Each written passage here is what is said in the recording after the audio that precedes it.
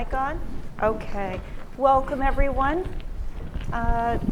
Welcome to the Center for Strategic and International Studies. My name is Rebecca Hersman. I am the director of the Project on Nuclear Issues, but also a senior advisor in the International Security Program, and we are happy to welcome you here today. If you came for a discussion on chemical weapons in the Middle East and discussion about accountability and deterrence, you are in the right meeting.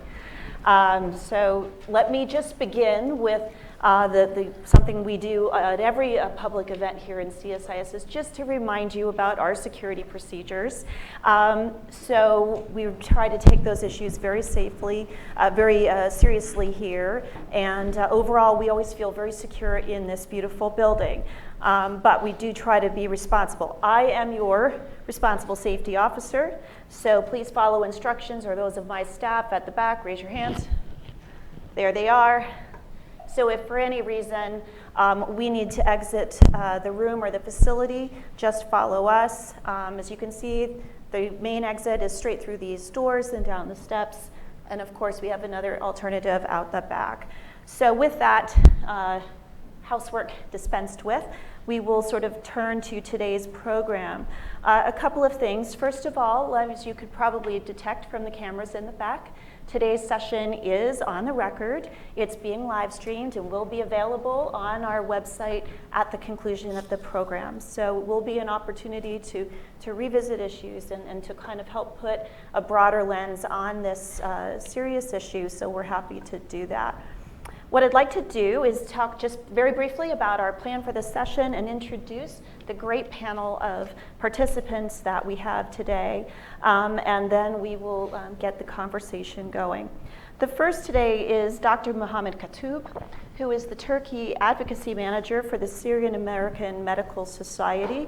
And prior to joining SAMS, Dr. Katoub worked with a Syrian NGO called the United Medical Office of East Ghouta as their public relations director.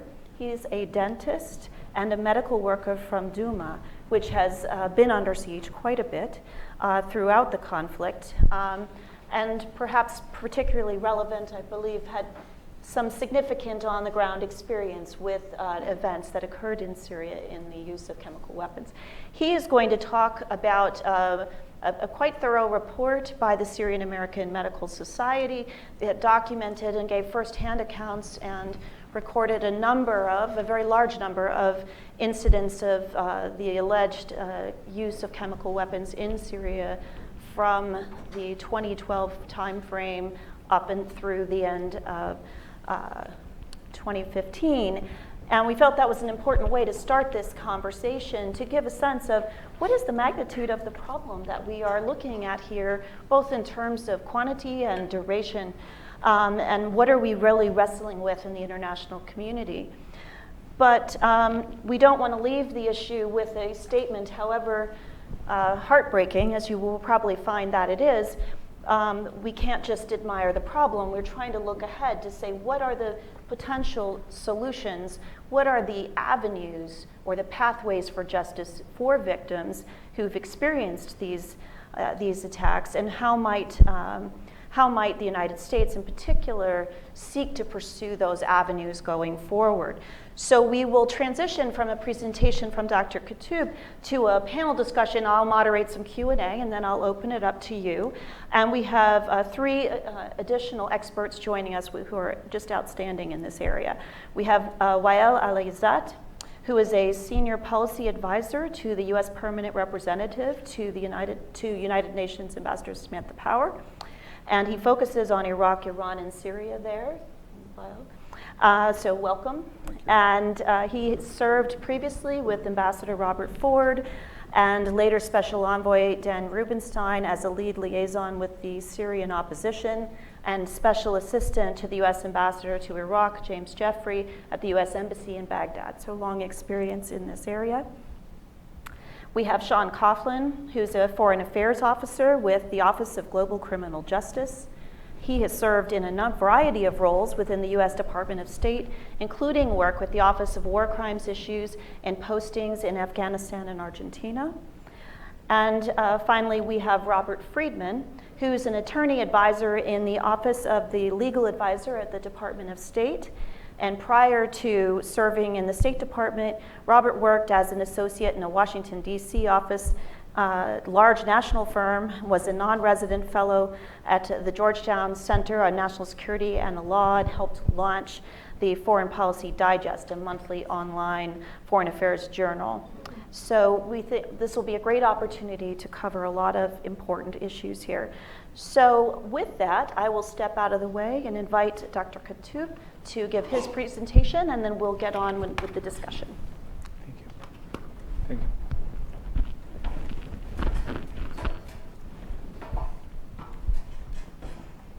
Hello, thank you for coming to listening to me. I'm Mohamad Katoub. I'm a dentist from Douma, Damascus rural, just 10 kilometers away from the capital, Damascus. I'm the advocacy manager for Turkey, Syrian American Medical Society. I worked in my area till I left in May 2014. Actually, it's exactly 2 years since I left Syria.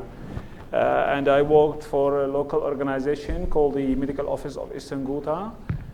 This organization coordinates the medical efforts inside this besieged area. It's about 59 towns, and we have 41 health facilities inside this area. Before August 2013, we have received 56 chemical attacks in our hospitals in East Ghouta. Actually, all of those attacks came from front lines, where all the victims were soldiers, belong to military groups, a very few number of civilians, where something is much easier than receiving patients from a crowded civilian area. We didn't have experience in treating chemical attacks, survivors or victims. And we began to learn. We began to look around how we can find supplies to provide treatment, how we can learn about providing this treatment. A very few doctors have this experience. And the maximum number that we received during those 6 attacks was 63 patients. Usually we receive between 25 to 50 patients from every attack. I will never, when we began to hear about the red lines. The red lines, when Mr. Obama set the red line of using chemical weapons on April of that year, 2013. Actually, the staff were kidding with each other. Doctors were telling each other, be prepared. Mr. Obama set a red line. You have to be prepared for this line to be crossed. Then on May 2013, the same year, we heard that the French government provided supplies, medical supplies and protection supplies for rescue and medical teams to provide treatment and to protect the rescue teams from chemical attacks. That makes us to begin to think. It seems that those concerns are serious. The United States government and the French government take these threats seriously. And we have to begin to think, what if a crowded civilian area was attacked? What will happen?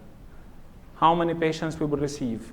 What's the capacity of our staff to respond for such a disaster?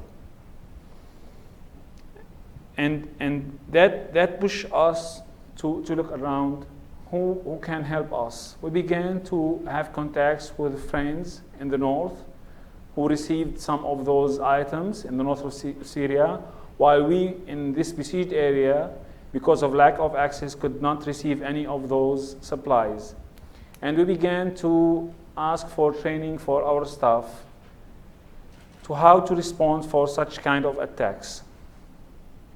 I will never forget when one of the experts were making training online for our staff, and he was telling us how we can build a tent to wash the bodies of the victims. What tent are you talking about? I interrupted him. What tent are you talking about? In every chemical attack we used to receive patients and injuries from usage of conventional weapons, mortars, airstrike in the same location. So a tent will not be safe for the doctors. We used to use basements and underground facilities to protect the staff. And underground facilities will not be safe for chemical weapons response, because touching the patients will affect the staff themselves.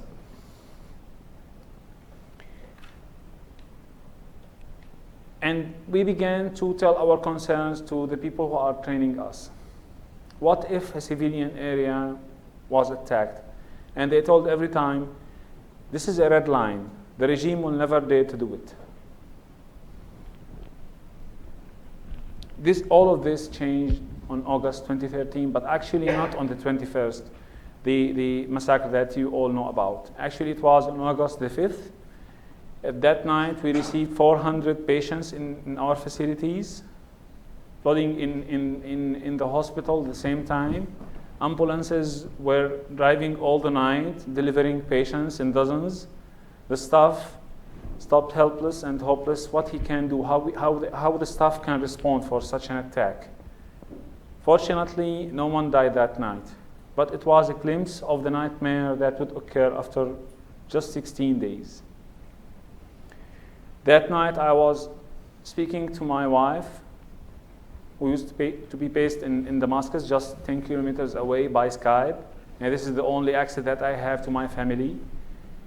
And then I could not continue because I received a message that dozens of patients are coming to the ER in our hospital. And I have to see what happened. We have an internal telecommunication system, cable, because there is no telecommunication in this besieged area. There is no electricity, there is no pure water, very limited access to medical supplies. So we established our telecommunication system. I called the ER, and after 2 or 3 calls, one of the staff replied, and he said, "Doctor, dozens of patients are coming. We need help." Actually, I will never forget that night all my life. I told the stories more than 200 times. The next day, we began to wake up. What happened? Doctors began to tell the stories. One of my colleagues was crying. I tried to encourage him. And he said, "I received a family. I didn't know what to do. He is alone. All the staff is doing other things. And there is a mother and her kid. And who will be start with, the mother or the kid? What he will tell the mother if she survived and her kid died? What he will tell the kid when he grow up? Why his mother died? Because he couldn't save both of them because of lack of supplies and because of lack of staff in such a disaster. After 20 hours, my friend Razan Zaytoune, who used to work in documentation of violation of human rights, visited the office. And she smiled, and we began to laugh just because we are still alive. And she said, "You have been receiving many calls, but you sent me the assessment that I called." Within those 20 hours, many of our colleagues and many of NGOs called us asking for our needs. And we already prepared like a proposal for the supplies that we will need if we receive such an attack. And I said, "Yes, I sent you already." And she said, "Yeah, I know, but you prepared 2 months ago." And I said, "Yes, it's 2 months ago." And nobody responded, nobody cared about this assessment, nobody provided you with such equipment. I said, nobody believed that this might happen. Nobody believed that we would receive at that night more than 10,000 patients within a few hours, will receive more than 1,200 victims within a few hours. Nobody believed that this will happen. So nobody cared. As soon as she left, I received a call from my boss in the medical office, Dr. Khalil, who prepared for all the response. And his voice on the phone, he told me, I'm just trying to call to be sure that every one of the staff is okay, because a few of the staff fell down because of touching the patients. And I began to cry, me and him. I said, why are you crying? He said, nobody cared, doctor. Nobody cared. You take care about us, but nobody cared. Nobody cared what happened to those staff. Nobody cared what happened to those patients. These nights are just examples for the attacks that we documented in Sam's report, The New Normal. We documented 161 attacks, and actually the methodology have high standards. We received information from our local staff. We have about 1,700 health workers on the ground. We received information about 300 attacks, but the methodology verified 161 because we have to verify our information with our NGO, with other organizations who are making documentation. So this is just examples for those attacks. The report documented 1,491 deaths and 14,581 victims from chemical exposure. In response to these horrific attacks, the UN Security Council passed 3 resolutions. Resolution 2118, passed September 2013, established a framework for the destruction of Syria's declared chemical weapons stockpiles. Yet the rate of chemical attacks after that resolution is still increasing. Actually, 77% of the attacks documented in our reports occurred after the date of this resolution. In March 2015, UN Security Council passed Resolution 2209, which condemned chlorine as a chemical weapon in Syria. Yet 36% of the attacks documented in this report occurred after this resolution, after March 2015, and actually after this resolution, the majority of the attacks were chlorine attacks. UN Security Council Resolution 2235 passed after my SAMS colleagues, Dr. Tinari, testified in front of the UN Security Council about the experience of treating chlorine victims in Idlib. Established a 1-year joint investigation mechanism to identify those responsible for the chemical attacks. The GIM is currently investigating about 9 attacks in Syria. The lack of enforcement of international humanitarian and human rights law and these UN Security Council resolutions spares the continued use of chemical weapons, which are being used as part of strategy of displacing people inside my country. Actually, this is one of the strategies that the Syrian government is using to push people to flee out of the country. Starvation had been used, chemical weapons, barrel bombs, air strikes. I believe this is the main purpose of all those kind of weapons. Still, the usage of chemical attacks continued. And after we released that report on last February, till now the usage of chemical attacks is still being used. On April the 4th, a gas-filled missile hit the city of Harasta, rural Damascus. 2 people died and 18 others were affected. It's clear that the use of chemical weapons in Syria is ongoing. But still, atropine is being rejected from the medical supplies delivered through humanitarian access. Mr. de Mistura declared a few weeks ago that the Syrian government assured him that they were henceforth going to allow all medical items except the following: surgical items, atropine, and anxiety pills. I didn't understand why anxiety pills, why it's being rejected from medical supplies. But it's very clear why chlorine is rejected. It makes high concern, the rejecting of atropine makes high concern that the chemical attacks will be used in civilian areas. That it will be continued. Local and Syrian NGOs have led huge efforts to preparedness for responding for chemical attacks, and also for making training, and also for collecting data and documentation for those attacks. Based on the findings of our report, we have a few recommendations. The non-proliferation community and the humanitarian community should work together to ensure commitment to the international norms surrounding non-proliferation.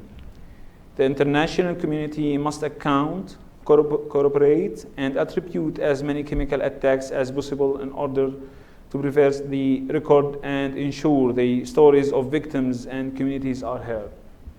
This is very important, actually.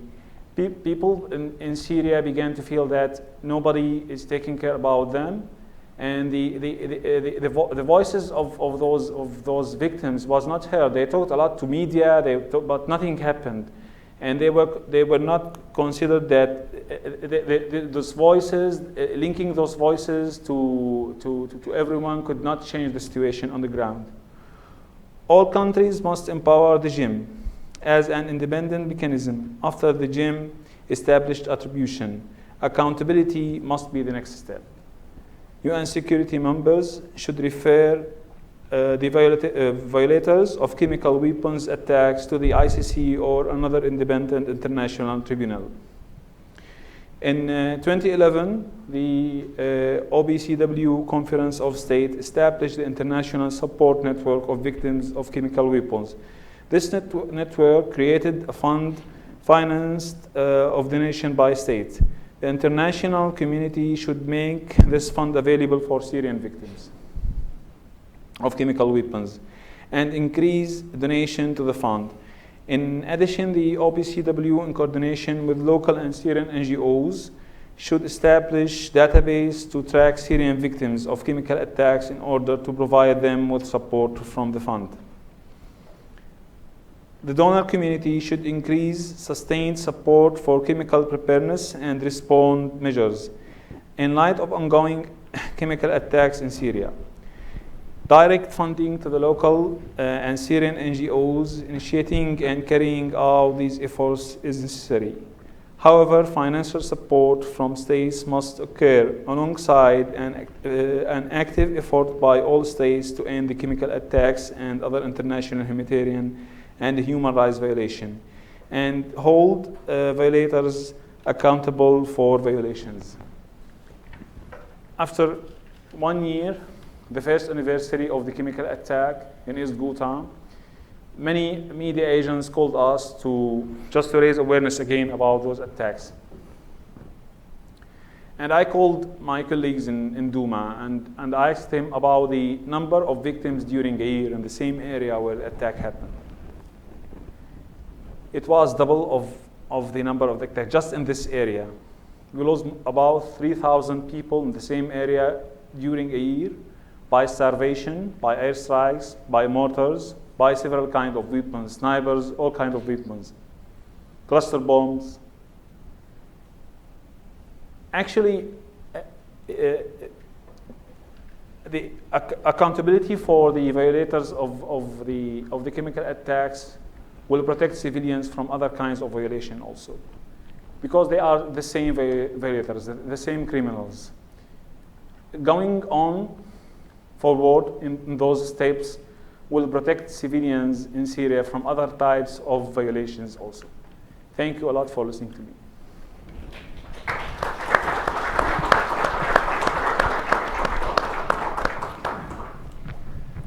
All right. Thank you, Dr. Katoub. We appreciate you being here with us and putting what a human face on a problem that is obviously one of great human impact. And of course, as are all of the attacks that have occurred and killed so many civilians across the entire Syrian conflict, with an extraordinary number of victims. But I think I agree that we do have an opportunity to put a voice to those victims, to encourage compensation and to encourage accountability for those who behave in a way that is entirely unacceptable to the international community. And the people sitting alongside you, I know each in their way, have been working doggedly to try to find ways and mechanisms to try to seek a path for justice in light of this problem, not because this problem is necessarily greater, bigger, or more important than others, but because this problem is one that shouldn't exist. It should be a bell ringer of, our unwillingness to accept these types of crimes. There are an incredible amount of legal and international law and taboo associated with the acquisition and use of chemical weapons. As a global community, we had turned this issue around in many ways some years ago. And it's time to make the tide run the other way once again. So they've been working very hard at that, and we want to give them a chance to talk about it. You've correctly pointed out, unfortunately, that in 2016, we continue to face challenges, continued cases of alleged use, and I think particularly alarming, growing complexity and expansion of the problem in terms of the numbers of actors and cases of the use of chemicals as weapons, not only that are associated with the Syrian regime, but also with Daesh, with ISIL, that have been attributed by our own DNI Clapper and others. Also, we've had this sort of geographic expansion, so that as one point this was a problem we associated exclusively in Syria. We now have significant documented cases, not only in Syria, but in Iraq as well. And I think that really starts to explain why it is so important that we arrest this issue now and that we engage the international community in a way that says this is not acceptable and that we will find paths to hold to account individuals, organizations, and countries that choose to act in such a fashion. So I think with that in mind, what we'd like to do is turn to the question of, in fact, where are we now? What is the status of some of the very important and innovative mechanisms that the United Nations and the OPCW have put in place, which are quite unprecedented and I think underappreciated? What is the status of those events and those mechanisms? What are we doing about the expanding problem, and where do we go from here in terms of accountability? So kind of with that in mind, what I'd like to do first is just turn to you, coming from the US-UN perspective. How do you see this landscape changing over the last year, and what is sort of the direction in the corridors of the UN as you're hearing it? Rebecca, thanks for continuing to lead on this issue here and outside the halls of government. Really, I think it's very important that you maintain this focus on this emerging regional and potentially international security issue that has unfortunately gone up, outside of the Syrian border. Thanks to CSIS, thank you, Doctor. We've worked and really relied on a lot of the information that the good colleagues at SAMS have provided over the years, unfortunately, about what's going on in Syria on this issue and other violations of human rights, from besiegements and targeting of civilians. Dr. Tanari's visit to New York, I think, was instrumental in getting 2235 that I and my colleagues in New York worked on. It was very, very, it was a moving presentation and a compelling one. So while it's very frustrating to feel that we're not making a difference, I know you guys did, in terms of getting 2235 passed and the standing up of the joint investigative mechanism. I don't think we would have gone there without your help. Unfortunately, the taboo has been, I think, overcome in Syria on the use of CW. I mean, clearly, other groups now are feeling that it is basically okay to think about the use, whether against groups that oppose them or against the regime that we still believe has been responsible for the majority of cases that involve the use of CW. So while the joint investigative mechanism is looking at, I believe, 8 cases right now for attribution, and again, these are not necessarily all the cases that have taken place in Syria, but these are the ones they're focusing on, particularly because these are the ones that the fact-finding mission of the OPCW has said we verify that they have taken place. So they're focusing in on those. There are plenty of other allegations that they will get to when they get to them, but they're focusing on 7 or 8 right now, particularly the ones that took place after Syria's accession to the CWC. So it does not include the Ghouta attack, but includes the infamous chlorine ones that took place in 2014, 2015 in Idlib and Hama. They're also looking at an allegation of ISIL use in northern Aleppo against opposition forces. And they will continue to look at additional ones. But for their upcoming report in August, September, they're going to tell us what they think in terms of culpability on these 9 cases. Unfortunately, Iraq has experienced cases of use, particularly by ISIL. We believe it was mustard against the Pesh in Nineveh province. The key difference here in terms of moving forward, in terms of working with the OPCW, we need to remember Iraq, as a government, is not thought to have used it. And they're in good standing with the CWC. Syria is not. Syria, we believe, was behind the Syrian attack in Ghouta and is likely behind the majority of these chlorine attacks in Syria, within its own borders. So therefore, the Iraqi government, in good standing, is working with the OPCW and seeking support and assistance from them in investigating the attacks within its own borders. The joint investigative mechanism looks at attacks within Syria, irrespective of who is accused. So they could very well turn to the Syrian government or non-state actors down the line. In New York, there's large consensus, including by the Russians and the Chinese, on the importance of getting to the bottom of these attacks. But for understandable reasons, or at least reasons that we can all guess why they turn out the way they do, the Russians are more interested as of late in the non-state actors piece. And while that's an emerging threat, it's something that deserves our focus, we really need to address the ones that have already taken place and where we think the majority of the culpability really was the responsibility of the Syrian regime.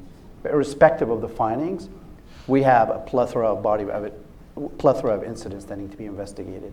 So there is definitely a back and forth in New York on this issue with the Russians, with the Chinese, who I think are seeking to dilute in a bit the JIM's mandate and its focus on possible regime culpability. So that's kind of the dynamics. Taking a step back even, as you know, in Syria, there's a broader push for de-escalation of the violence right now. The International Syria Support Group that came together in November of last year brought together 20 countries, including Iran, to come to certain understandings that will lead to de-escalation of the conflict, increase of humanitarian assistance, and kind of putting the political process back on track.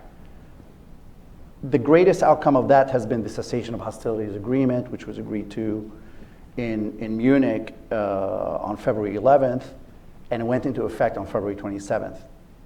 We certainly had a de-escalation of the violence dramatically in the early weeks of the COH. Unfortunately, that trend has reversed, and we're back at pretty unacceptable levels in terms of violence that is largely perpetrated by the regime and its allies. And also in response, not only the opposition, but Nusra in many places are retaliating against the regime. So it's very tenuous, and unfortunately we had, I think a very good joint statement yesterday of the ISSG meeting in Vienna, stressing the importance of honoring the COH, of increasing access, and of pushing forward on a political agenda that leads to the creation of a transitional body with executive power by mutual consent in accordance with UNSCR 2254 and the Geneva Communique. But I would say things are touch and go, to be as optimistic as I can on it. It's unclear where we're going from here, but I can tell you there's a huge effort to kind of bolster the COH and continue making progress on the 2 other avenues. So where does the CW issue and the broad issue of accountability fit in this process.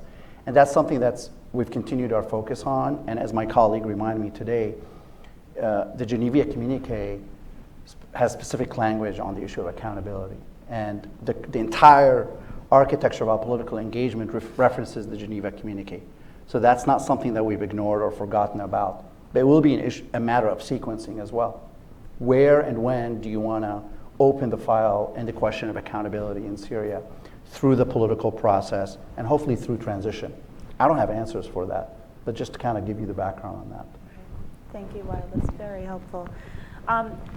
Ravi, perhaps you could help us understand a little bit more about the JIM. What's the status of the Joint Investigative Mechanism? Where are they in their investigation? Could you explain the relationship with the fact-finding mission? I think that can potentially be a little bit confusing to people. So could you walk us through that briefly? Absolutely, I'd be happy to do so. And I want to thank you, Rebecca, also for shining a spotlight on this very important issue.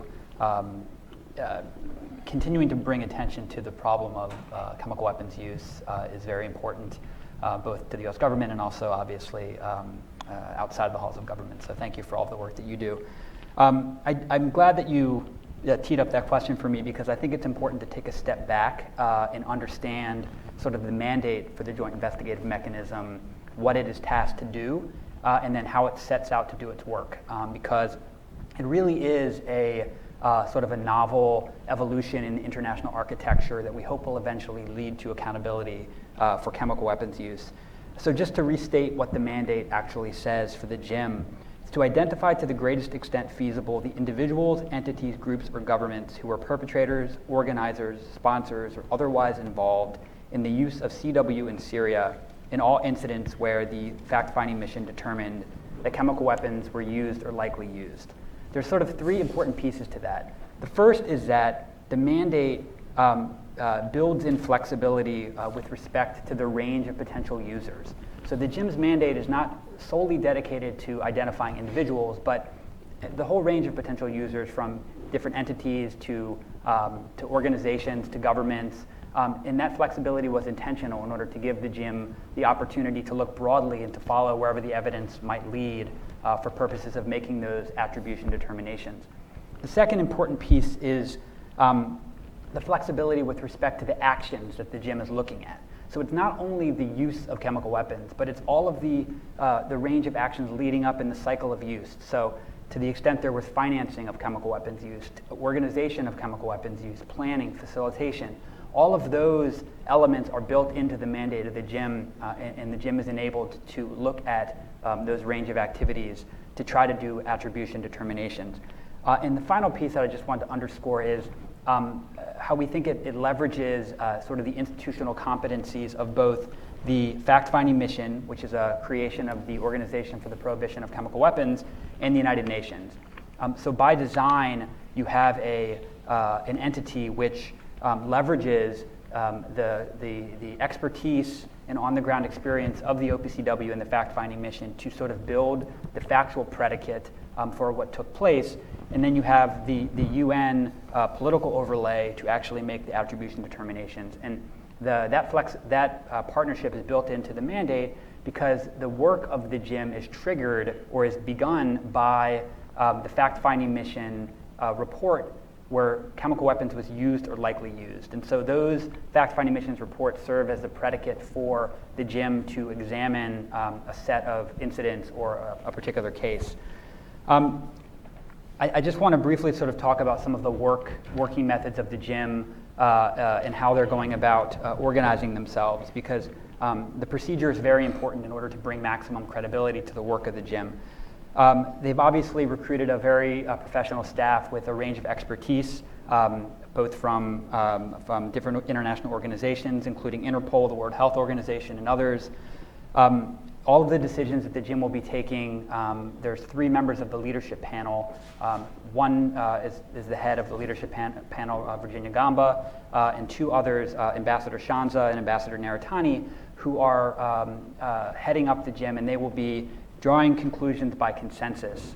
And so they're sort of looking at the incidents that were identified by the fact-finding mission and gathering to the extent available, other information through the course of interviews and other requests for information from member states in the international community.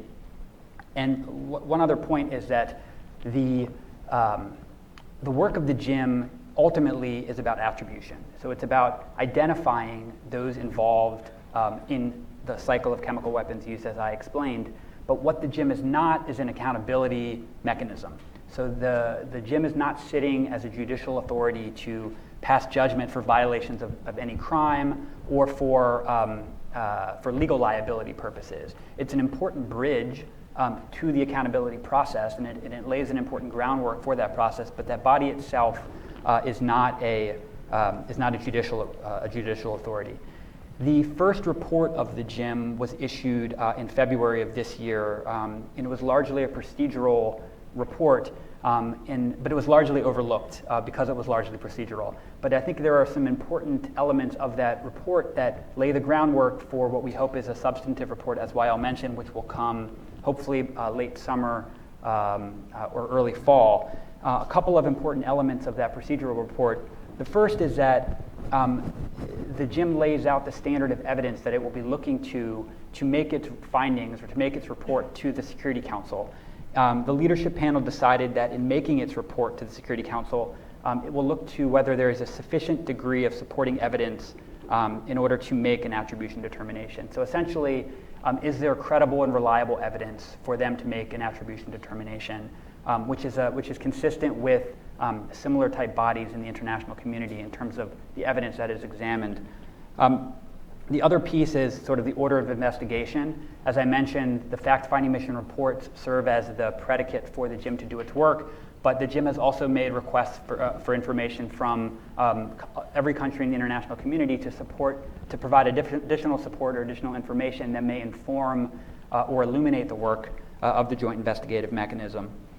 And then two other quick points before I give the floor back to Rebecca. One is that the reports of the fact-finding mission, the JIM has turned into essentially cases. And so each of these cases has been staffed to members of the Joint Investigative Mechanism to do follow-up work. And we hope that attribution determinations will be made with respect to those cases. And as I mentioned, the substantive report we hope will come by the late summer. The mandate of the JIM, which was for 1 year, will end in September of this year. So the expectation is that a substantive report will come by that time. Thank you, Robbie, very much. Before we kind of move into potential mechanisms, I just wanted to kind of illuminate a little bit more about what is covered, whether it's by the JIM or other processes that might come in the future, because I think it gets a little bit confusing. On the one hand, we're drawing a picture of the CW problem that both precedes the August 2013 and the entry of Syria into the Chemical Weapons Convention process, and a question of at any point through any mechanism, will there be an opportunity for victims of those events, including the Ghouta attack, will they have any avenue, or will those doors have closed in some way? I know is a question that I've gotten before. So there's a question of timing. In other words, when does a window for looking at accountability open or potentially close? The second one has to do with geography. How does, just because the JIM is only looking at events that occur in Syria but across multiple actors, does that mean that doors have closed on Iraq, for example? So I think there's just several questions about that when we have such a complex and spreading problem about, but yet we have the processes that seem to be narrowing, drilling down the number of cases, narrowing the timeline window, narrowing the geography, or potentially the actors. Perhaps all three of you might want to jump in on that, because I know, Sean, you have a lot of expertise in terms of mechanisms outside of the treaty. Are the doors closed? The short answer is absolutely not. In the context of anything related to the International Criminal Court, which I know is a potential justice mechanism that we all still think about and potentially look to in this context, any of these crimes occurring after the signing of the Rome Statute remain fair game. If anyone thinks about the possibility of some type of international or hybrid tribunal, something that could be started solely by the UN Security Council or in cooperation with a host government, whether that be the future Syrian government or the government of Iraq, there would be an establishment of the mandate of that court, which could include these crimes, and I think absolutely would. And then you also have domestic statutes. And while you may not have, for example, something related to chemical weapons in the statute of a given country, you certainly have other domestic crimes that could have been committed in the context of these attacks. And so I think there remain a variety of what a prosecutor would call charging options in the context of the atrocities that we're talking about. Okay, thank you. That's helpful. Robbie, just a quick question on going back to the gym and sort of how does it fit into a process of accountability? I'm trying to draw some corollary to a legal process that people might understand. I mean, we obviously don't have a sort of domestic gym, right? Should someone think about, for example, a grand jury type process? I mean, how does this fit in terms of expectations when pursuing some sort of justice process? Right. So, I mean, I think the challenge is that the joint investigative mechanism is not looking at a subset of crimes. So it's not looking to determine whether any individual actor was responsible for a specific crime, whether it's a crime under international law or a crime under any country's domestic law. What the JIM is doing is attributing a responsibility for a particular incident or particular act. And once those attribution determinations are made, those reports are then given or are conveyed to the Security Council.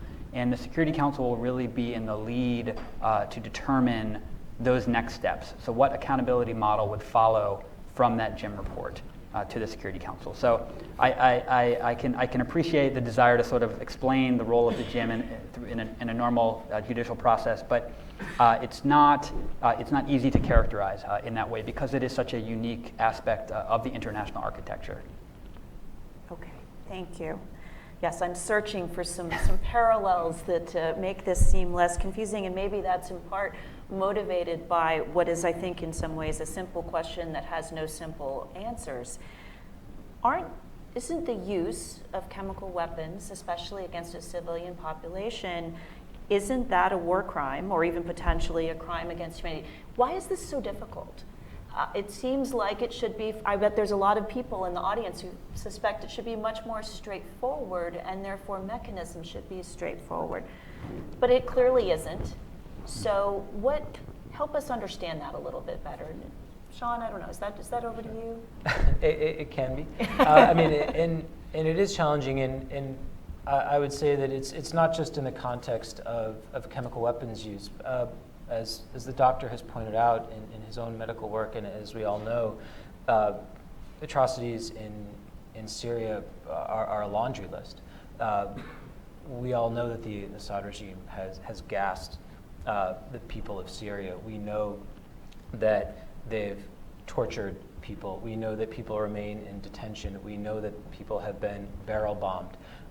The list goes on. So chemical weapons are particularly kind of egregious and example of what has gone on the regime side, and then also on the side of various opposition or the Islamic State. I mean, when you look at, I remember the first time reading about enslavement of Yazidi women or others, religious and ethnic minorities, where ISIL rolled into certain parts of Syria or Iraq. And then I remember seeing the price list at a slave market that was printed in the paper, and just things that seem unimaginable are issues that are atrocities that we're seeing in the Syria and Iraq context. Yet at the moment, we don't actually have an ICC referral or an ad hoc tribunal or some other mechanism yet. So I would say that it's not just an issue of whether or not something seems to be this purely black and white issue. As I think everyone here knows our ambassador in New York, Samantha Power, was a leading proponent of a referral of the situation in Syria to the International Criminal Court. And there was an unfortunate vetoing of that at the Security Council, which I think everyone here probably read about and was incredibly disheartened by.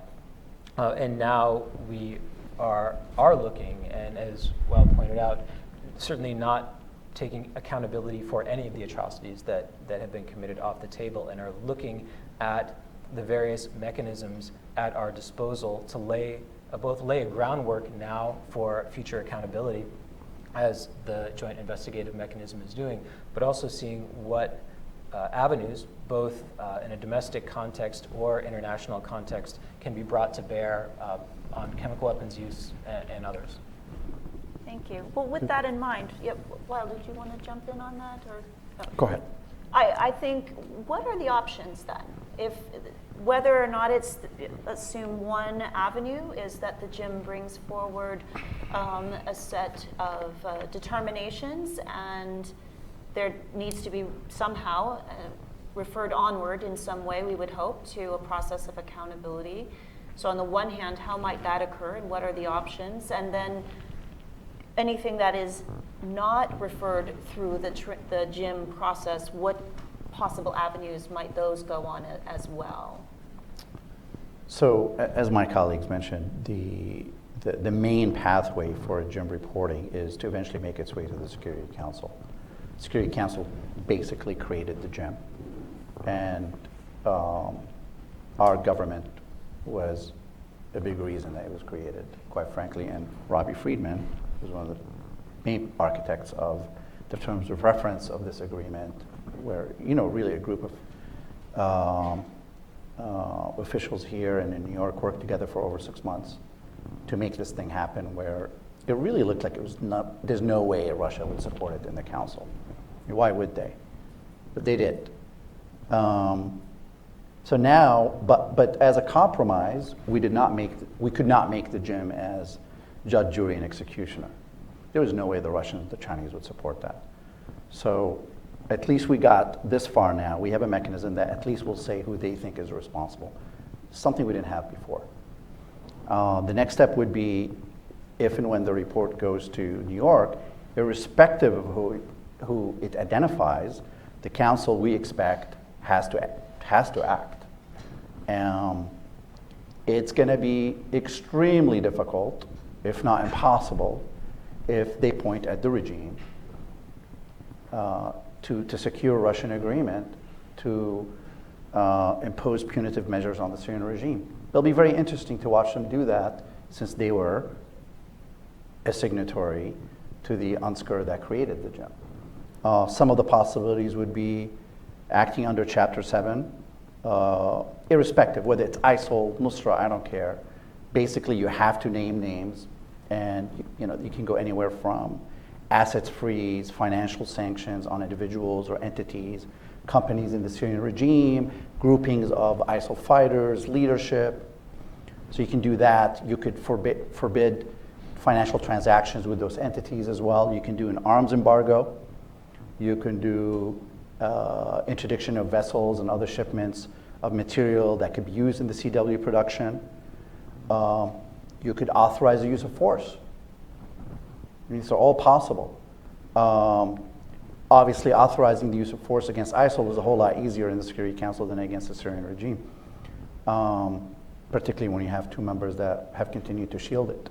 So, but that's kind of the range here of things, and I think it'll be incredibly difficult for the Council to ignore a report that points the finger and says they were culpable, and they will have to act. And it will be very difficult, and it will be a drawn-out fight in New York. I have no doubt. Abby and Sean, what else? What else is on the option plate? One of the things that that Wael is kind of most focused on, is the challenges now contemporaneous to the conflict going on, and these are extremely important, and of course have the most immediate impact on the situation on the ground. on the situation that the doctor and his colleagues are dealing with every day. Taking a step back, I'm going to say a few things that I will admit up front are less palatable. We don't feel quite as good about them, even though they're very important to keep in mind. Starting with international justice, with the ICC recognizing that the previous effort to refer the situation in Syria to the ICC was vetoed, recognizing that those same Security Council dynamics would probably prevent some type of fully internationalized or hybrid tribunal to happen today. And certainly the current Syrian regime is never going to be a willing partner in any kind of hybrid mechanism.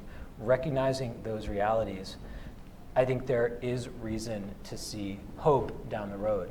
And I think you can look at, for example, right now, a specialist chamber within the Kosovo judicial system is being set up as we speak. It is following on a fully internationalized investigation conducted under the auspices of the EU, supported by the United States, supported by the government of Kosovo, to investigate allegations of crimes committed in the immediate aftermath of the war in the Balkans in 1999 and 2000. And now this court is being stood up that will be a fully internationalized court under the Kosovo justice system and fully staffed by internationals. It will sit both in Pristina, Kosovo, and in The Hague to create an air of credibility and security in what is sure to be a politically charged trial or trials.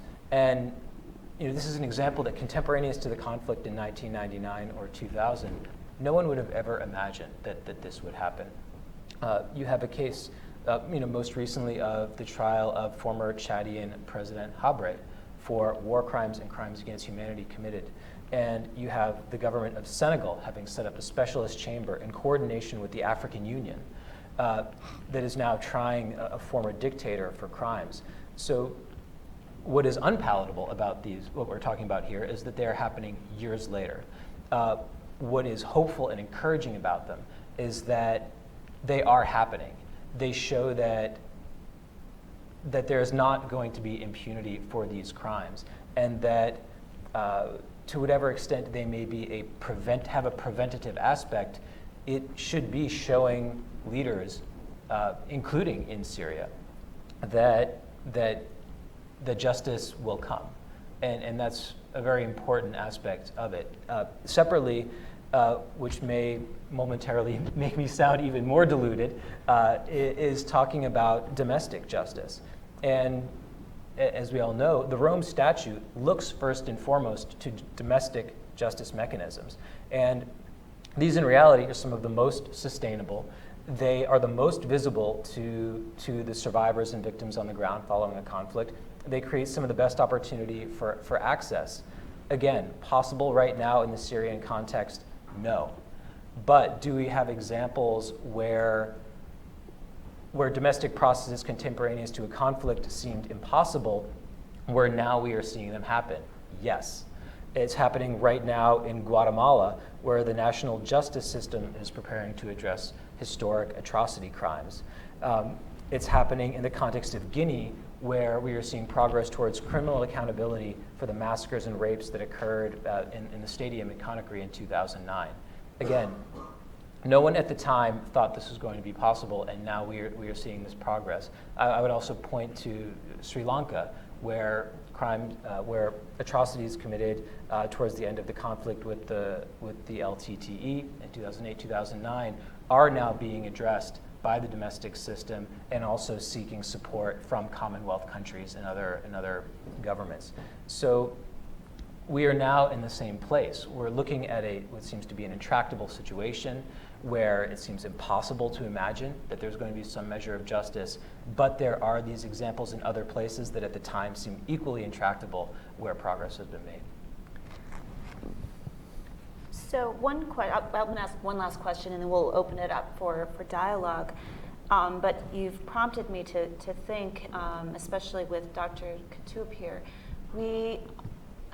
how do we make sure that for processes that could take years to come to fruition, that the evidence, that the individuals, that these circumstances can be described, that the witnesses are identifiable, all of that I would think would be very important in a process going forward. I know that SAMS in their report tried to do that sort of almost by virtue of kind of individual organizational initiative.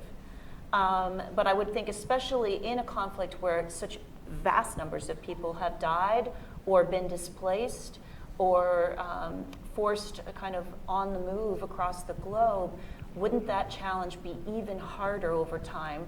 And the corollary question then being, are there things we can do to better catalog and at least document information as things are occurring, to provide repository for that information, to have places for people to go to tell their stories, so at least the catalog is built? Wouldn't that help a range of potential options that might be pursued, not just one, but multiple mechanisms for accountability in the future, and how might that work better? Absolutely. Those are incredibly important, and they're underway. We have the Commission of Inquiry established at the Human Rights Council, something that the U.S. has continued, supported both the establishment and the ongoing mandate, that has issued a number of reports, one of the most recent ones highlighting the issues of death and detention, both in regime prisons and outside the regime. And it's incredibly important, the work that the Commission of Inquiry has done to date, the reporting it has done, which represents only a piece of the information that is actually collected. And that Commission of Inquiry not only is intending to make its information available to future justice processes, Chairman Pinheiro of the Commission has also said publicly that it is ready and willing to engage in targeted disclosure if there are opportunities for justice in other countries. I think that's actually an important additional piece that I didn't mention when we were chatting about justice mechanisms, is that there are a couple of examples when perpetrators have already been prosecuted actually in this current context, contemporaneous to the conflict. You have a case in Sweden where someone was sentenced to 5 years in prison for torture-like acts committed in Syria.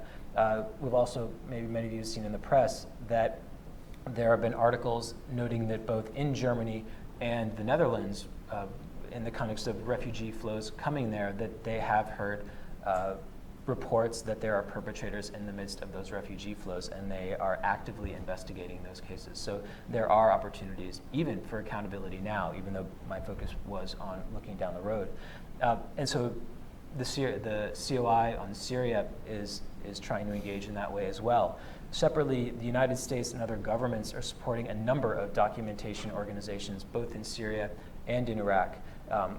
One, the Syria Justice and Accountability Center, is one that we speak a lot about publicly, and then there are others that are more immediately on the ground that, for security reasons, it's better just to note in general that we support them. But the Syria Justice and Accountability Center is itself developing a database of information on incidents and individuals that it is gathering from its contacts on the ground. The work that the doctor is doing collecting a database of information in the context of chemical weapons or other incidents that he and his colleagues are coming into contact with is incredibly important in the context of laying a groundwork now for future accountability. The witness testimonies, the potential physical evidence, the other information, and its safe storage in a variety of locations is incredibly important to future accountability. It makes it available for future prosecutors, for future processes, whether they be in an international context or a domestic context. And equally important is the fact that while I know the focus of our conversation today has been criminal accountability, that is not the only piece to justice. When we look at the broader issues of transitional justice, there's many other processes that will happen, particularly in the context of a transition in Syria, political transition in Syria, that can be informed by the kind of information that these NGOs, that the Syrian Commission of Inquiry and others are collecting, which could include vetting procedures for future candidates, which could include security sector and other government reform. So this information is vital, it's playing a role now, and it will absolutely play a role in the future. All right, thank you. I am going to open, I'm sorry. Sorry. You sure? So I'm going to open up for some questions. Please put your hand up to get a microphone. And just as we transition to that, though, Dr. Katoub, you've listened to a lot of this discussion about what are the different mechanisms, what's underway in terms of investigating. In light of your experience and the SAMS report, just is there anything that you want to comment on what you've heard thus far in the conversation? Actually, there have been 3 resolutions from the UN Security Council and a lot of efforts to push this case forward. But if we look at the whole picture, we will find that the attacks, the chemical attacks rate increased. 2015 was had the highest number of chemical attacks. 69 chemical attacks happened during 2015, where we have 2 during the same year. We have 2 UN Security Council resolution. We need something concrete on the ground to protect the civilians from those attacks and to stop these attacks. And I believe there is no political appetite for this. And as Wael said, it's still the case is still the UN Security Council. They pushed a lot till 6 months till they created the gym. So how they kind of created accountability. So everything is related to the political appetite to solve this problem and to stop these attacks. Right. Thank you. Okay, right here. And then we'll do one in the front. So please state your name and affiliation and a brief question. Yes, go right ahead. My name is Jeff McCaws. I'm a senior associate fellow here at CSIS and a professor at Dickinson College. Great panel. Obviously, the disasters that have occurred in Syria, as the doctor described, particularly in use of chemical weapons, are horrific. But I'd like to see if I could also have the panel perhaps expand the aperture, since we were talking about accountability and deterrence. And so far we've talked about accountability, holding people, and rightfully so, by the way, accountable for such actions after the fact. But I wonder if the panel could speak a little bit about the deterrent aspect of this and look at it more broadly for the region, where we see a region, Syria being the worst, but clearly a very large chemical stockpile in Libya, a little concern on many people's part that that's fully accounted for. Now about 6,000 or so ISIS fighters occupying a portion of that country. We see Egypt, historically a very large chemical stockpile going back to the Soviet era, experiencing an awful lot of internal security problems, the downing of an Egyptian passenger jet by ISIS. You've already talked about Iraq, and we know, as we focused on the nuclear program in Iran, we know Iran has also got a large chemical program. So my question, looking at that region more broadly, what are we doing to the second half of the title here, deter these things from happening, particularly talking with those states that we know have stockpiles to better secure them in the age of ISIS, so we don't see the more expanded attacks, not only by a government like Syria, but by a terrorist group like ISIS or someone else? I'll take a stab a little bit at that. I mean, generally speaking, in the case of Iraq, we have been engaging with the Iraqi government at different levels, including at the security level, regarding the safeguarding of not safeguarding, but looking actually into providing protection, for example, for the ISF as they move more into ISIL areas, particularly in advance of the Mosul campaign. There's been engagement with the Libyan government, during a very difficult period of figuring out who has control on the ground. But thankfully, the interlocutors we've engaged with understand the issue, and they're eager actually for international assistance in helping them safeguard their material and in fact disposing of them. So that's good. But as I began with my remarks, a taboo has been broken. Certainly ISIL feels it's fair game. Other groups may feel the same way. already or over time. And I really personally put heavy emphasis on the gym.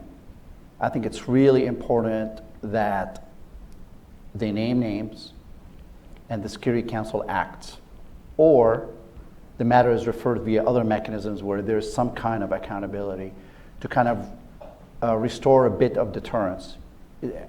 I really don't see any other way to signal to regional actors, whether they're state or non-state, of not even considering going there. That's really the extent of what I can say on the subject. I'm not a CW expert in terms of the safeguarding of material in other countries, and I'm sure other colleagues at the State Department or elsewhere can add to that in terms of what we're doing with Egypt and other countries, but I don't know. Well, I can say sort of more broadly that the Chemical Weapons Convention has an important role to play. The convention itself imposes binding legal obligations on states parties. So there's 192 states parties to the CWC. And obviously it prohibits a range of activities related to chemical weapons, acquisition, development, stockpiling, use. But there's an important provision of the Chemical Weapons Convention that is often overlooked, which is Article 7 of the Chemical Weapons Convention, which requires states parties to prohibit domestically, so through national laws, those same prohibitions that apply to the states. So those states need to prohibit to individuals, both within their territory and also with their nationality, those same prohibitions that apply to this at the state level. And so it's important to sort of achieve universality of that prohibition and to encourage universal adherence to that prohibition so that there are no safe havens anywhere in the world for non-state actors to commit CWC-related activities. We still have some ways to go. I think there's around 44 or so states parties to the CWC that don't have any national implementation measures in place, but that's an important element of this deterrent because it says that no matter where somebody might commit a chemical weapons convention related activity, there's no there's no jurisdiction where they're safe. And there's definitely some success stories to point to. For example, in the United States, we have the Chemical Weapons Convention Implementation Act, which is our domestic legislation that implements our obligations under the Chemical Weapons Convention, and we've had a number of prosecutions domestically under that act in the last several years. I know I saw my colleague from the UK Embassy just got here. In the UK had a successful prosecution of a ricin prosecution under their domestic legislation not too long ago. So there can be a deterrent effect through the nationalization of those obligations that apply to states at the international level. Thank you. Right here. My name is Greg Koblenz from George Mason University. Thank you for this panel. It's very interesting so far. I have two questions, one about the UN process and one about the US side. I'm curious, what's the rationale for why Russia agreed to 2235 and creation of the GIM, knowing that Syria was responsible for the chlorine attacks, knowing that if the GIM makes it an attribution and comes back to the Security Council, they would have to act in some way. So why would they put themselves in that bind, given they vetoed several resolutions already that would have imposed sanctions on Syria or would have referred them to the International Criminal Court? So I've always been confused about why the Russians have been willing to go along with this, knowing that in many other ways they've shielded their Syrian ally from other types of pressure. And on the US side, what is the US doing to collect and share intelligence that links the Syrian regime to development and use of chemical weapons? We know from the August 2013 attack, the United States has signal intelligence, imagery intelligence, analysis of samples that tie the regime to these attacks. Presumably we have similar information for later attacks. Are we currently sharing that information with the Joint Investigative Mechanism, and will that then become part of the public record on the attribution of responsibility for the attacks? Thank you. Thank you. All right, so well, I think you have the first Regarding the first question, I mean, at the end of the day, we're not going to know 100% why they did something. That's something that they're best at responding to. But the dynamics at the time was increased use, a history of Russian veto of the Security Council of efforts to address human rights violations in Syria, and what looked like was going to be near unanimity in council members' position on the issue in terms of support. We knew, for example, going into the final week of negotiations, I mean, there were 9 to 10 members who were solidly in favor of passing the resolution. And I think it would have been, politically at least, and publicly very difficult for the Russians and the Chinese to veto it, especially when we just had victims of more recent attacks in Idlib province brief the council with very compelling evidence that something wrong is going on in Syria, irrespective of who is behind it. And we really emphasized the point that we want a body established that tell us who is doing what. Yes, we thought it's the Syrian regime, but we knew that there are other groups at the time were interested in doing just the same thing if they had the capacity. And if we're going to have credibility, we needed a body that will address all allegations irrespective. So you wanted to depoliticize it. We really, I credit my boss in New York for adopting a very patient, systematic, long game kind of approach with her counterpart, Vitaly Churkin in New York. I mean, we negotiated this UNSCR for months with the Russians and tweaked it as much as we had to without obviously rendering it meaningless.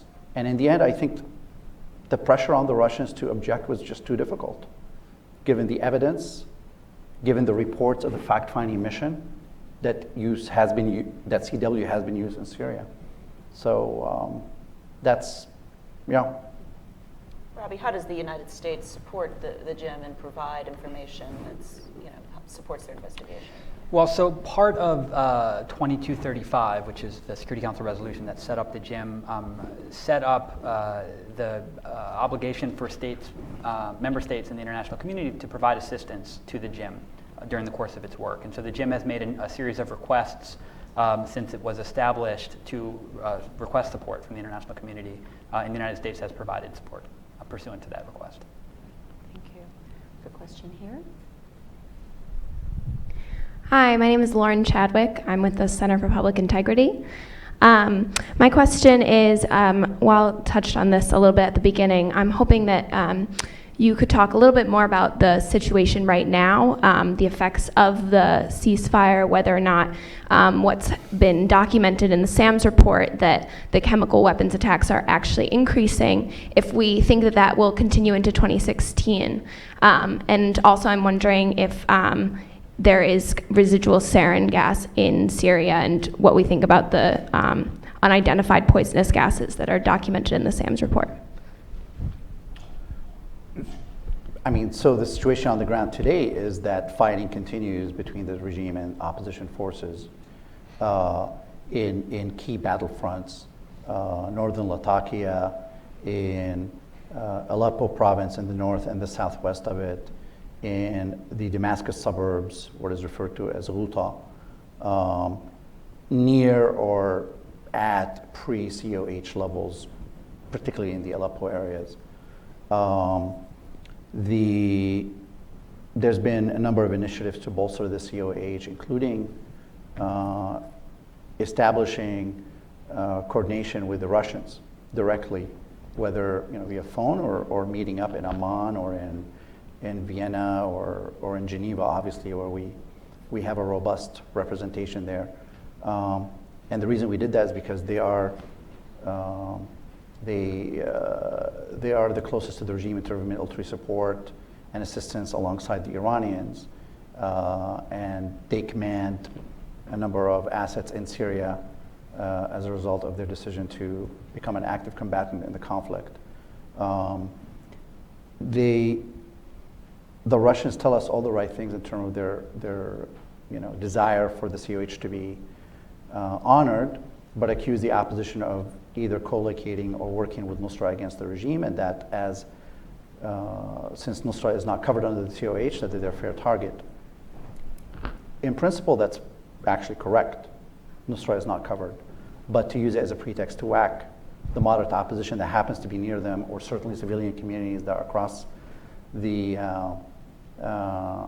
battle lines is unacceptable. So the COH continues to be under threat.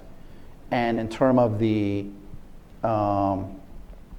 the humanitarian situation, it ebbs and flows, but overall access is not persistent, and it's not predictable, and it's not enough. Even though in the early parts of the COH, a number of communities did receive aid, and some do continue to receive it here and there, it's nowhere near what's enough to, to feed and care for what we estimate is about 500,000 people who are in besieged areas.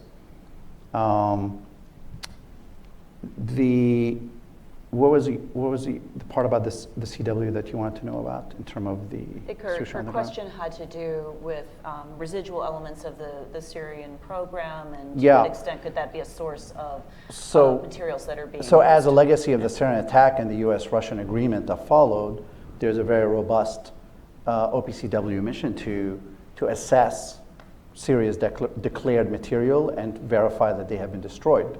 And even though we have determined that basically all of Syria's declared material has been destroyed, there are still some very serious unanswered questions that I'm not going to get into too much right now, but regarding the disposition.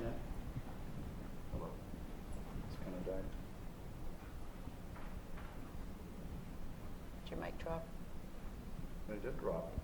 Regarding basically the Syrian regime's record keeping of, to prove that, or to actually document that they destroyed what they've said they destroyed, and some other traces that have been discovered in some facilities. So that's very problematic because we still have lingering concern regarding their capacity to either use existing stockpiles that we do not know about, or to reconstitute old programs. Two, material that they may have or have not told us where they are falling in the wrong hands.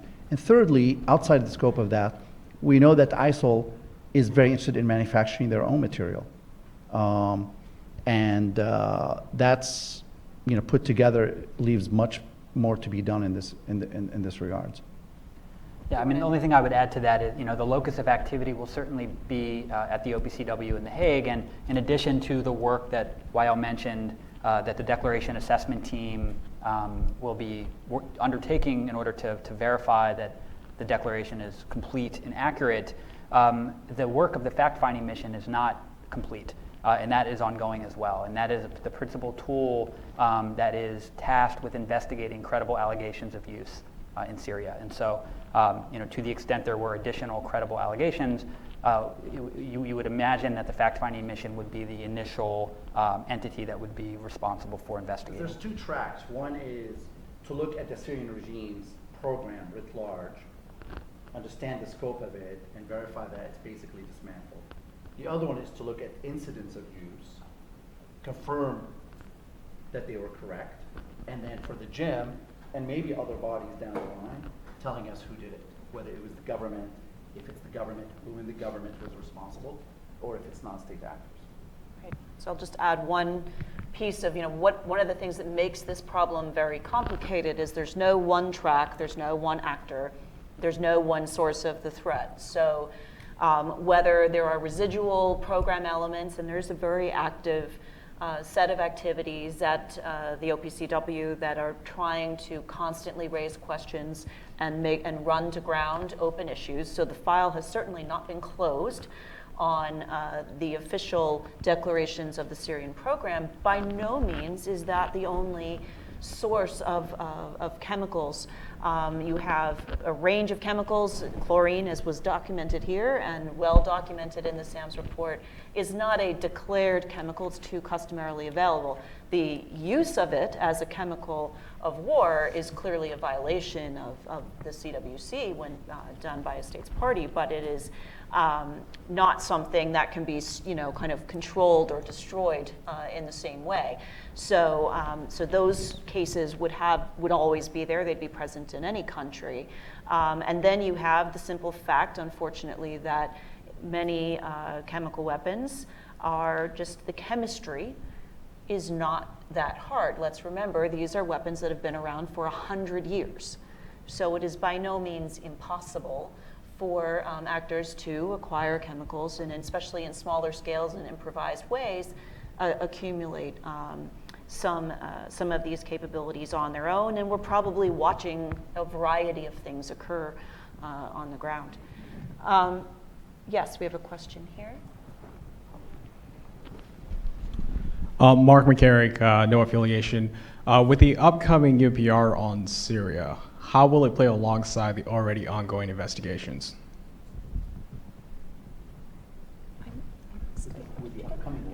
Universal Periodic Review.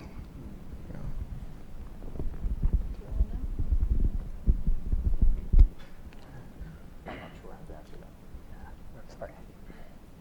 Yeah, I'm not I sure. mean, the one thing I would step back and say is that, whether you're talking about chemical weapons, whether you're talking about, again, the laundry list of other atrocities committed by the Assad regime, by other parties to the conflict, that the accountability issue has not left the table for the United States, while in the context of the International Syrian Support Group, as is indicated in their public statements, there is a focus on reinvigorating the cessation of hostilities and on improving humanitarian access to besieged areas, as well as just kind of reinvigorating the political negotiations and transition process. And one thing that I thought was incredibly interesting in the statement of the International Syrian Support Group that came out yesterday is that it specifically said that these sieges of civilian areas were a violation of international humanitarian law. So that is a rather blatant statement about the conduct of the Assad regime right now. And that statement about a violation of international humanitarian law carries specific legal connotations and implies that at some point there will be consequences. And so I think it's just really important that when we're looking at any of these surveys of actions or atrocities, that the United States in particular is not forgetting about the accountability piece. Thank you. Any other questions? I see one down here.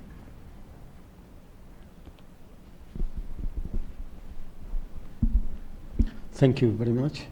My name is Aziz from Iraq. In fact, to purpose of clarification, and my comment only just added, not to what you say.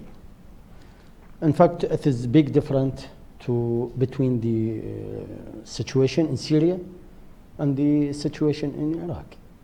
And difficult to us to mix in between what happened in Syria from the regime or Nasra or something, and what happened from ISIS in Iraq.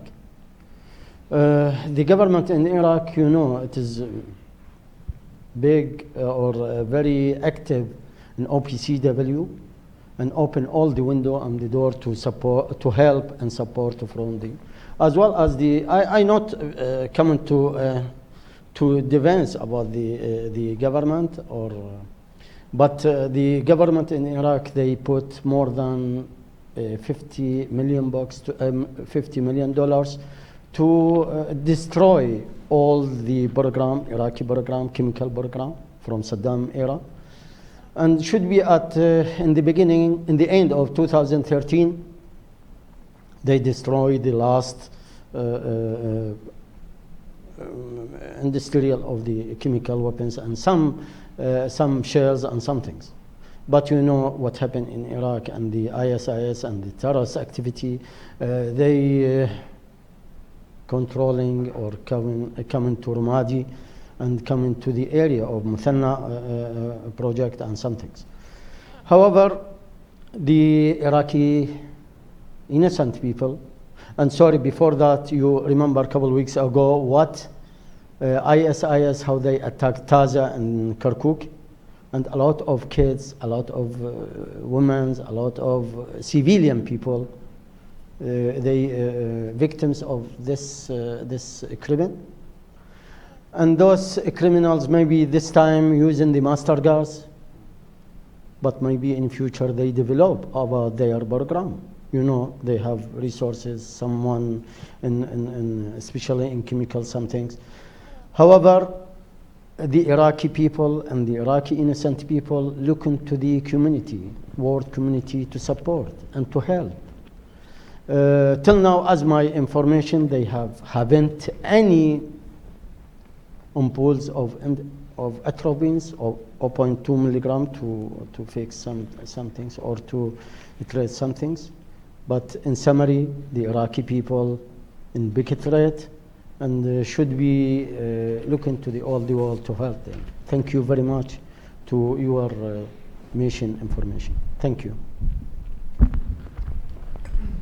Probably in part, maybe you could touch on that, because it's certainly true. As you mentioned, Iraq has been a very involved and engaged member of this CWC, and I know that in the recent case, there was a request for investigation from the OPCW, and I believe a team was dispatched quite quickly.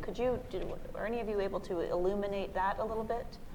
I'm not exactly sure of the incident you're referring to, but I know that the Iraqis have conducted a national investigation over alleged use in cooperation with the OPCW. So that, as far as I know, is ongoing. Well, and Director Azumchu has specifically referred to the fact that they moved very quickly to put investigators back on the ground at the request of the Iraqi government. So again, the government dynamic is fundamentally different between the two places. Unfortunately, the actors involved that are choosing to use chemical weapons in the case of ISIS and Daesh is the same. So it's, again, very complex. Excuse me. Yes, General. We have very big or very active department. They call it national monitoring or something. They are looking to the nuclear, chemical, something. The part, active part, and the OPCW, and they are mentioned and ask and request many times about something to help and support the innocent people. But the threat in Iraq is very big about the criminals and the terrorists. Thank you. Thank you. Well, I have comment on this. Actually, we have faced a lot of difficulties regarding the documentation of incidents inside ISIS areas. As example, just a few days ago, we heard about a chemical attack, sarin attack inside ISIS area by the Syrian regime. How can we make documentation? We don't have stuff on the ground. Neither SAMS or other Syrian organization or other international NGOs, we don't have staff on the ground to bring feedback for us. But it's understood that this is non-state terrorism organization who don't allow investigators or organization to work in. The problem is that we have a state member in the United Nations who don't allow investigators to have freedom in movement. And everybody know that when the chemical massacre in Eastern Ghouta happened, the delegation of the UN to investigate about chemical weapons were in Damascus. So there is no respect of investigators or delegations from the UN from a state. We're not talking here about non-state organization. This is a problem that we face. We know that there is a huge violation of human rights happening in ISIS areas, but the problem is we don't have staff on the ground. So the documentation challenge. Yes, please. Hi, my name is Alexander Trofimov. I'm from Russian Embassy here in DC. Thank you very much for this panel and for interesting information. I do promise my remarks will end with question mark, but I'm tempted to make a small comment and to say that nobody should be surprised why Russia supported GIM, Joint Investigative Mechanism. There were some deliberations that the dynamics were such, or maybe so much happened at the ground, and I would say that this is wrong. But we have a veto power in the United Nations Security Council. We are not afraid to use it. But I would like to associate myself with remark said by Wael Alzayat that the United States would like to have depoliticized process, to have answers and to see who has the blame on the use of chemical weapons. The same Russia we would like the same thing. The only difference between us is that we are not focused on Damascus regime. We're waiting for specific answers by international experts from UN and from OPCW, and actually we are very thankful for cooperation in New York and The Hague with our partners from the United States and other countries. So again, we are not pro-Syrian, we are pro-Russians. And it is in our interest that chemical weapons are not used neither by countries nor by ISIS or other terrorists. So for those who don't know, in terms of using chemical weapons by terrorists, we introduced an initiative, international initiative to negotiate at the Conference on Disarmament in Geneva, the Universal Convention to combat acts of chemical and also bioterrorism. So my question, this question mark, would be why United States at this stage is reluctant to support this initiative? And I'm asking this, I'm tempted because so many people from State Department and from New York, and we quite don't understand why we are told by our United States colleagues that the CD is not the right place to have the convention, and maybe the idea is flown because we see the opportunity to, it's not about Middle East, it's about universal rules to how to combat acts of chemical terrorism, not to let them happen. So please, what might be behind your position if you can? Thank you very much. Go ahead. Yeah, and I may turn to Robbie for the CD question. I'm very happy to hear, you know, of your government's genuine interest in getting to the bottom of use in Syria and anywhere really. And as, I mean, the question earlier was, why do you think, you know, Russia supported UNSCR 2235? And that's something that's an indication that at that time it was clear to everybody, including to Russia, that we need to get beyond just the fact-finding mission reports and just being happy or satisfied with knowing that CW has been used and then going home. So we're definitely looking forward to working with you guys in New York and elsewhere to take the report, whatever it says. And you know, there's a chance that the gym will require more time, which we will support in terms of renewing their mandates. I mean, we got to get to the bottom of this issue. But whenever the report reaches Security Council, whether it is the Syrian regime, whether it is ISIL, whether it's Nusra, whether it is US-supported opposition groups in Syria, I think we have to take measures that punish those perpetrators. And otherwise we would have zero credibility moving forward. So in that sense, we're looking forward to working with you guys on that. And we definitely do not want to politicize this issue. And I think one of the small successes has been with Russia in terms of this issue. We have kind of, to a large degree, bracketed it and recognized it as something that has broader ramifications for international peace and security. So we certainly have disagreements on political issues, on the COH and other things. But on this issue, so far the record, with some exceptions, has been more of cooperation, actually. But in terms of not being strong supporters of the measures that you put forward, just I'll say very quickly and turn it to Robbie. There's been real concerns that the new focus right now on non-state actors, while very legitimate and valid, is in a way intentionally seeking to shift the blame and the focus from the Syrian regime, which has been responsible for the overwhelming majority of these attacks, we think. We may be wrong, but we think. And the FFM has corroborated the use in Syria well before ISIL was even a real player on the ground. So in that sense, we think to shift international focus, energy, money, capacity on an emerging threat while leaving a threat that's proven to have taken place is probably not the best use of resources. And we fear that that's exactly accomplishing something that we did not want, which is politicize this issue. So we want to look at what has happened, deal with it, and then simultaneously create mechanisms moving forward. And we certainly do not want to diffuse the mandate of the joint investigative mechanism. That's something we do not want to touch.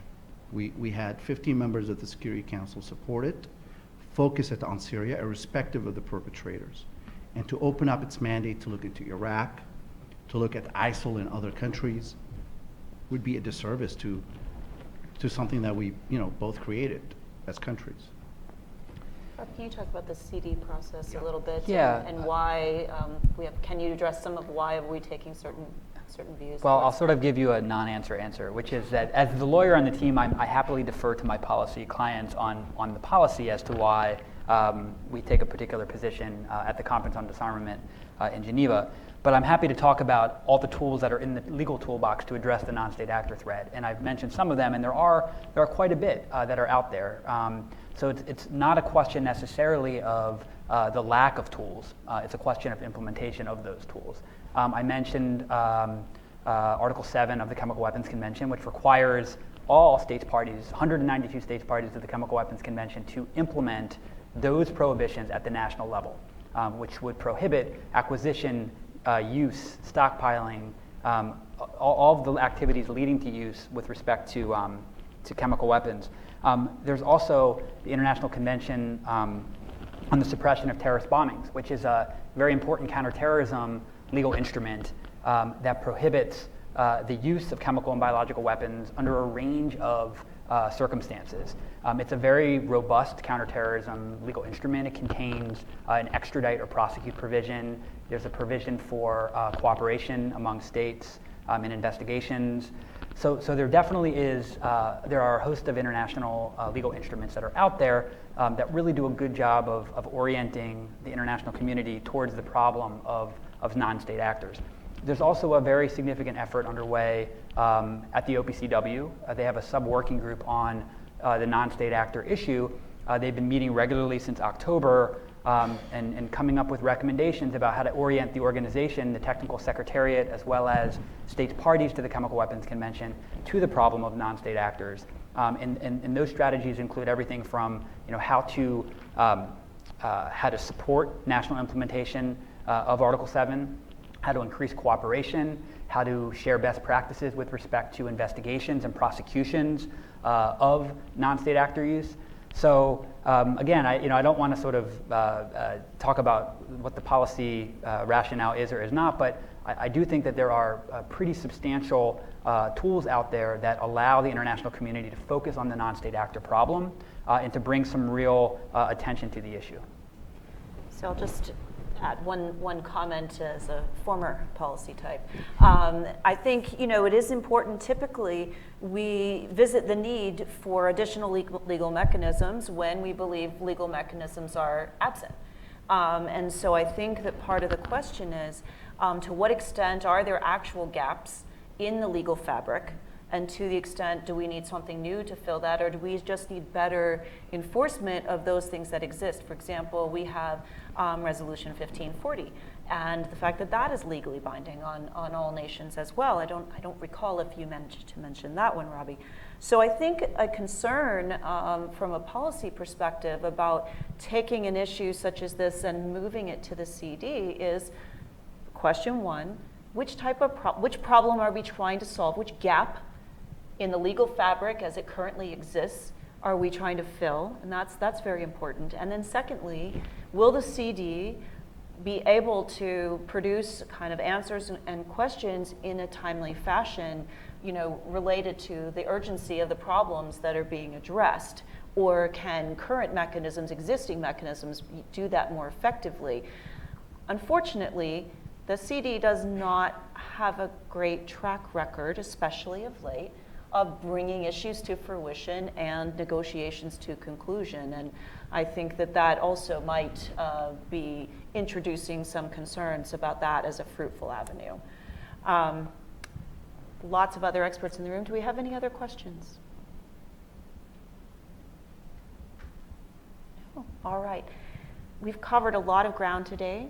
Thank you to the audience and our panelists for what is really a wide-ranging, and I acknowledge somewhat technical conversation when it comes to the legal mechanisms, but I'm grateful that we had Dr. Katoub here to help us put a face on what could start to become a pretty antiseptic conversation if we're not really reminded every day that there are real people at the heart of this conflict and real victims who have to withstand the consequences of these events.